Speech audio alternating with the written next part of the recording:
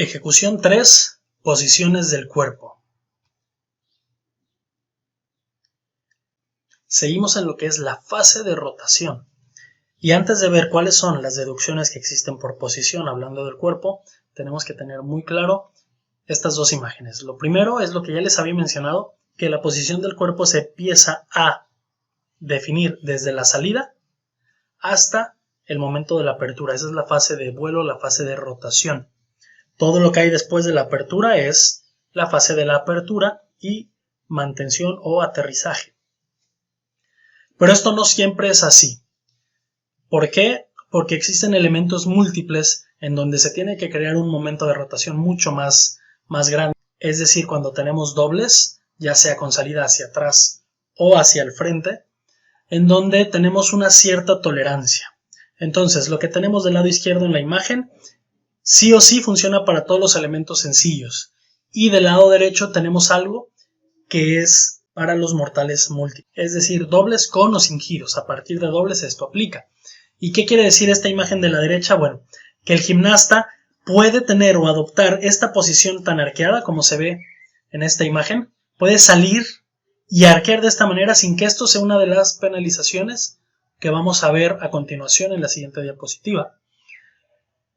Pero solo hasta aquí, hasta llegar a la horizontal. Una vez pasada la horizontal, es decir, cuando ya están las piernas por aquí arribita, una vez pasada esta horizontal, ya se juzga tal cual. Vamos a ver las siguientes imágenes. Esto hablando con salidas hacia atrás.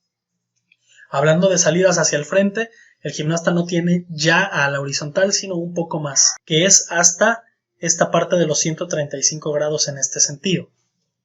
A partir de aquí, el gimnasta, si esto fuera a ser un mortal en extendido, tendría que adoptar una perfecta extensión para no tener ninguna deducción en cuanto a posición. Esa es las tolerancias que se tiene para los múltiples con salida hacia atrás y con salida hacia el frente. A partir de ahí es donde juzgaremos la posición. Solo múltiples, no elementos sencillos. Si hay un Varani que sale de esta forma y supuestamente era extendido, bueno, los jueces de dificultad tendrán que decidir para ellos si sí es extendido o si es pike. ¿Cuáles son estas deducciones por posición? Son las siguientes y se resumen en esta tablita. Lo primero, y que lo habíamos visto en el capítulo anterior o dos antes, es que por posición podemos o no quitar nada, que es 0, o podemos quitar 1 o 2, máximo 2. Si una posición está muy mal hecha, lo mayor que le podemos quitar o lo más que le podemos quitar son 2 décimas. Y ahora explico un poquito esta tabla. En esta columna tenemos las posiciones perfectas, las posiciones ideales que el gimnasta tendría que mostrar para que fueran deducciones de 0. Esto es un extendido perfectamente bien hecho y es una línea, es todos los segmentos del cuerpo alineados hasta formar una línea. Eso es un extendido. En el TOC, completamente pegado a la rodilla, a la cara y los talones a la pompa. Y en pike, con perfecta extensión de las piernas, pegadas casi las rodillas al pecho. Esto es lo ideal. Después pasamos a lo que es la deducción de 1, que solamente para extendido tenemos hacia ambos sentidos. Para TOC y para pike solamente tenemos en que la posición no esté tan cerrada, que esté más abierta. Si nosotros nos vamos, por ejemplo, al TOC, empezamos con TOC. Esta posición es la ideal, que es de 0. Si nosotros viéramos esta posición, que esto es lo más cerrado que hace durante el elemento, durante la fase de rotación, esto es lo más que cierra, tendremos que quitarle 0.1. Si lo más que se cierra en toda la fase de rotación en un TOC es como esto, tendremos que quitar entonces 0.2. ¿Qué pasa con la posición pike? Exactamente lo mismo. Si la parte más cerrada del elemento se ve como esto durante toda la fase de rotación, quitaremos 0 por la posición del cuerpo hablando de TOC, pike y extendido. Si lo más cerrado se asemeja a esto, tendremos que quitar 1 décima. Y si es una apertura como esta, tendremos entonces que quitar las 2 décimas.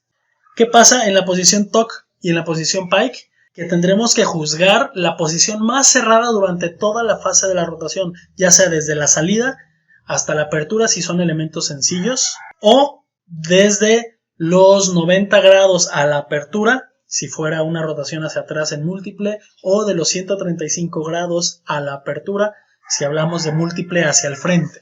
En extendido no pasa lo mismo.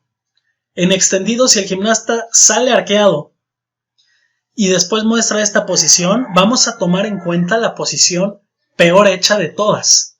¿Por qué? Porque la extendida no hay manera de cerrarse más, o lo mejor no es cerrarse más, lo ideal es estar como tabla.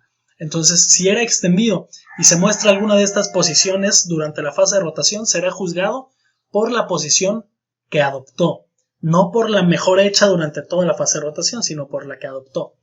Entonces, para extendido tenemos en ambos sentidos que el cuerpo se carpe un poco y es mucho más penalizado. Vean la poca carpa que hay aquí y ya es 1/10, y esta carpa, muy diferente a la del pike obviamente, es de 2/10, mientras que el arco se permite una tolerancia mucho mayor de arco antes de llegar a la 10ª de deducción, y lo mismo pasa para 2/10 de deducción. Es un arco demasiado pronunciado. Algo que tiene que quedar muy claro también es lo siguiente: lo que hay entre la deducción de 0 y la deducción de 1 sigue siendo 0, no se convierte en 1 hasta que se llega a esta posición.